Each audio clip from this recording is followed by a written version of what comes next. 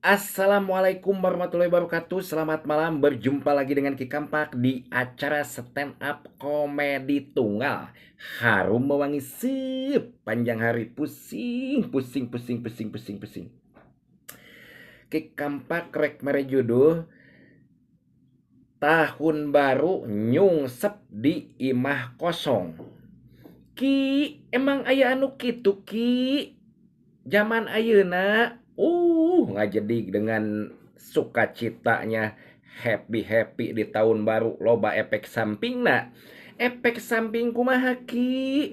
Saking kubungahna di tahun baru, anak muda sudah mengatur rencana.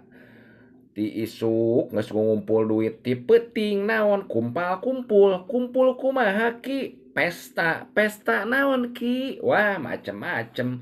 Aya nu pesta minuman keras sapuasna. Kumpulan anak muda pesta aya nu dugem. Nu dugem. Balik dugem lieur sirah geus teu kuat langleng. Nepikeun ka geus lieur puyeng henteu we ditamatkeun kitu nya nepikeun ka isuk deui kadang nepikeun ka jam 3 geus kumat geus lieur. Duit beak sirah lieur ngagelung hayuh balik geus boboroloan di jalan ge banding ku teu eling rieut. Akhirna kumaha Ki? Di suatu ketika aya tempat naon Ki? Tongkrongan. Aya tempat tongkrongan nu nepikeun ka isuk nongkrongnya di kafe sabelahna imah kosong nya. Aya eta temen Ki Kampak nepi ka kitu. Akhirna kumaha geus kitu Ki? Sirah puyeng rieut mawa motor alus weuteuh keneh bari jeung can lunas nya. Aduh banding ku geus lieur eta nepikeun ka kieu temen Ki Kampak teh aduh Ki geus rieut teu kuat Ki.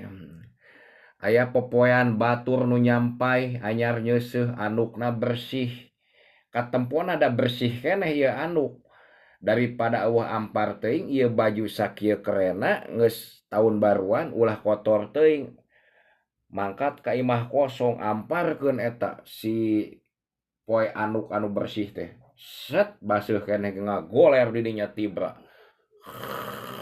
Tibra jelema mabok atuh jelema mabok mah dicocok ku reungit nek ku oray sekalipun moal kunanaon nya.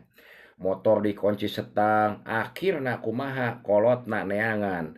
Kamana ieu budak teu balik-balik sing horeng mah mabok akibat efek samping tahun baru. Tah ulah nepi ka kitu teuing. Bener teu?